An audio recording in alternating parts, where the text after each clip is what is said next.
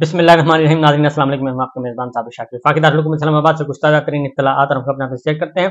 पाकिस्तान की 76 साल तारीख मुख्तलिफ हादसात से भरी पड़ी है। हादसात भी हैं और कुछ अच्छे लम्हात भी हैं। तो आज का लम्हा भी पाकिस्तान के बहुत सारे पाकिस्तानी अवाम बहुत परेशान है और ओवरसीज पाकिस्तानी भी परेशान है, पाकिस्तानी भी परेशान है और सारे इस एतबार से थोड़े से फ्रस्ट्रेट हैं कि ये हो क्या रहा है, आखिर क्या वजह है कि हम कब आज़ाद होंगे, हम कब आज़ादी के साथ सांस ले सकेंगे और कब हम तरक्की याफ्ता मुल्कों के साथ अपने आप को मिला सकेंगे, हमारी इज्जत वकार कब बहाल हो सकेगा। ये इस एतबार से बहुत परेशान और बहुत परेशान हाल हैं, काफ़ी ज़्यादा लोग हैं। लेकिन मसला ये है कि मैं ये कहता हूँ कि ये जो मनाजर आज आप देख रहे हैं, जिस तरीके से नवाज शरीफ साहब का इस्तकबाल किया गया और नवाज शरीफ साहब के साथ जिस तरीके से डील करके उनको वापस लाया गया और उनको वापस ला के दोबारा इंस्टॉल करने की कोशिश की जा रही है, दोबारा रीलॉन्च करने की कोशिश की जा रही है, ये मेरा ख्याल है कि ये मनाजिर पाकिस्तान के लिए इस एतबार से बहुत अच्छे हैं कि पाकिस्तान एक फैसला कुन मोड़ में दाखिल हो चुका है और अब फैसला होगा। पाकिस्तान के अवाम ने फैसला करना है, क्योंकि हमने ताकतवरों को तो देख लिया, ताकतवर जितने कमज़ोर साबित हुए, मेरा ख्याल है कि इतना माजी में मैंने कभी भी ताकतवर लोगों को इतना कमज़ोर, बेबस, लाचार और लागर कभी नहीं देखा कि एक सजा याफ्ता शख्स के सामने जिसको आला तरीन अदालत ने सजा दी हुई है, जिसके खिलाफ एक तवील मुकदमा चला, तवील मुकदमात चलाने के बाद एक GIT बनी, बहुत तवील तरीन इन्वेस्टिगेशन हुई, प्रॉपर्टीज सब कुछ, और अदालत ने कोर्ट ऑफ लॉ ने सजाएं दी और दो अदालतों ने दी, एक ने नहीं, दो ने दी, 3 अदालतों ने सजाएं दी। उस सजा याफ्ता शख्स को इस तरीके से प्रोटोकॉल के साथ वापस लेकर आना और एक ऐसे शख्स को लेकर आना जो कि माजी में जिसने अफवाज पाकिस्तान पे सिर्फ जर्नैलों पे नहीं, आर्मी चीफ पे तनकीद हो सकती है, जर्नैलों पे तनकीद हो सकती है, उनका जाती कंडक्ट, उनके जाती फैसलों पे तनकीद हो सकती है, इसमें कोई शुबा नहीं है। और मैं इस बारे में कोई नहीं हूँ, किसी भी एतबार से खौफजदा नहीं हूँ कि आर्मी चीफ को आप क्रिटिसाइज नहीं कर सकते, आप किसी जर्नैल के एक्ट को क्रिटिसाइज नहीं कर सकते हैं। और यही वजह है कि माजी में भी हुआ और अब भी हो रहा है, और यही वजह है कि जनरल मुशर्रफ साहब को अदालत ने सजा सुनाई, और यही वजह है कि माजी में भी बहुत सारे जर्नैलों के बारे में, क्योंकि फौज के अंदर का भी एहतसाब का निज़ाम मौजूद है। लेकिन नवाज शरीफ साहब ने क्या किया, नवाज शरीफ साहब ने सिर्फ आर्मी चीफ को नहीं कुछ कहा, बल्कि उन्होंने फौज पे संगीन तरीन इल्जाम लगाए। उन्होंने नवाब अकबर बुगटी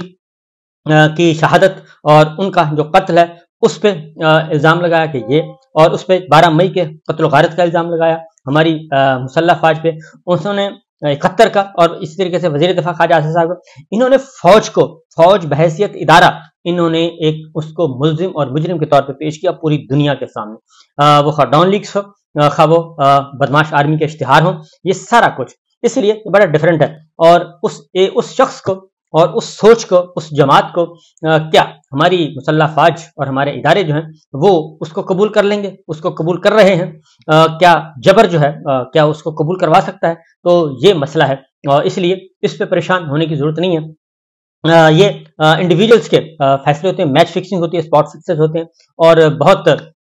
कम लोग हैं जो स्टैंड ले सकें और जो एक अपना मौक़िफ़ इख्तियार कर सकें, तो वो बहुत कम लोग आते हैं। लेकिन इस वक्त हमारी रियासत जो है वो ऐसे ही कमज़ोर लोगों के नरगे में है, कमज़ोर लोगों के शिकंजे में है, जो कि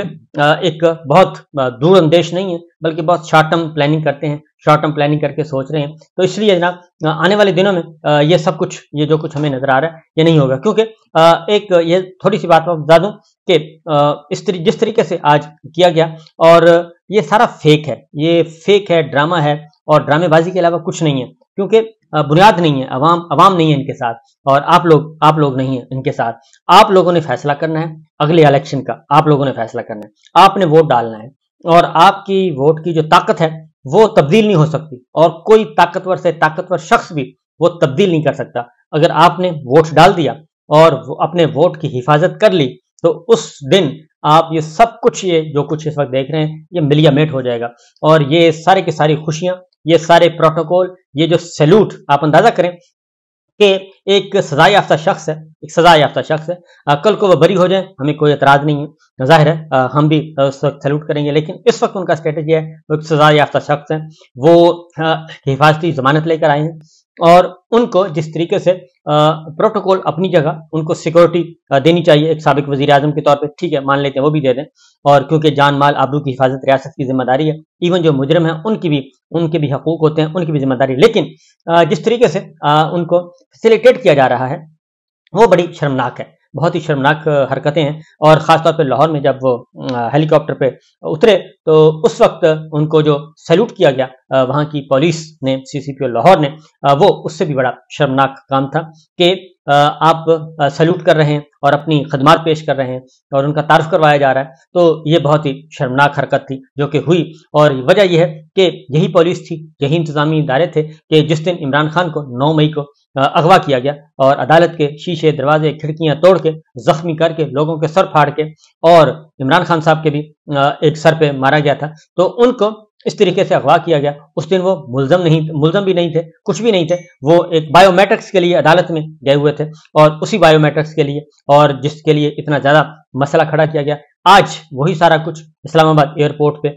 एक मुजरिम को फैसिलिटेट किया गया। और किसने दिया? नादरा के चेयरमैन भी हमारे लेफ्टिनेंट जनरल हैं, वफार पाकिस्तान के हैं।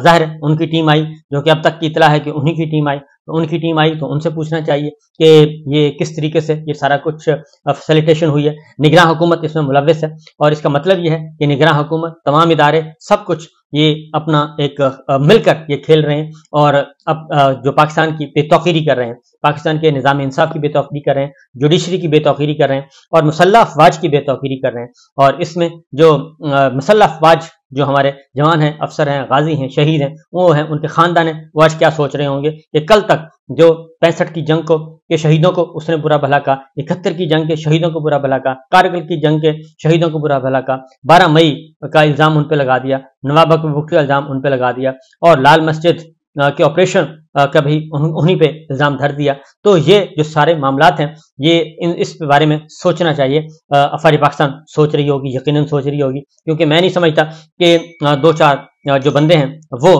पूरे पूरे इदारे पे हावी हो सकते हैं।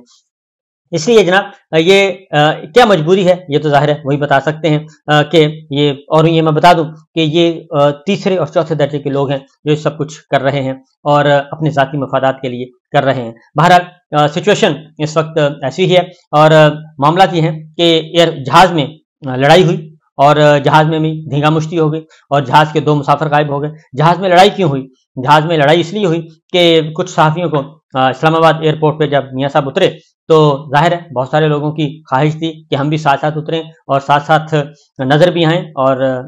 रिपोर्टिंग भी करें, और जो स्टेट लाउंज है उसमें भी हमें भी मौका मिले। लेकिन वो 2-3 सहाफ़ियों को दिया गया, बाकी जहाज़ बंद कर दिया गया और सिक्योरिटी के साथ उनकी झड़पें हुई। और वो मैंने देखा भी हसन अय्यूब का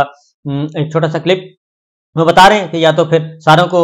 उतारें या फिर सारों को ना उतारें। तो बहरहाल झगड़े भी हुए, फिर 2 मुसाफिर गायब हो गए, और 2 मुसाफिर, हालांकि एक बंदे को चेक करके बिठाया गया था, 2 मुसाफिर, और एक की तबीयत खराब हो गई, दूसरे इस्लामाबाद उतर गए। वो भी एक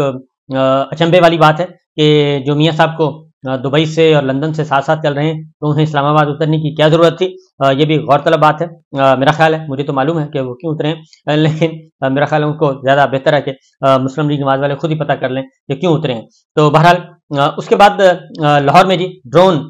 जो है कैमरा, उस पर पाबंदी है, और ड्रोन कैमरा पर पाबंदी मुकम्मल तौर पे लगा दी गई कि कोई कवरेज नहीं होगी, कोई यूट्यूबर नहीं जाएगा, कोई सोशल मीडिया का एक्टिविस्ट नहीं जाएगा, बल्कि नून लीग की जो टीम है वो खुद ही बनाएगी, वही खुद ही मेहनत करेगी, वो खुद ही जो क्लिप बनाएगी और खुद ही वो फुटेज रिलीज करेगी। ये सब कुछ भी हुआ, और आज अभी तक जो आखिरी इतला आने तक मरीम साहबा ने ना ही जनरल बाजवा का नाम लिया, ना ही जनरल फैज़ का नाम लिया, ना ही जर्नैलों का नाम लिया, ना ही जजों का नाम लिया, और किसी भी किस्म के एहतसाब की अभी तक बात नहीं की, किसी को पकड़ने धकड़ने की बात नहीं की, किसी को ललकारा नहीं है, और कोई वीडियो का जिक्र नहीं किया, कोई ऑडियो का जिक्र नहीं किया। ये सब कुछ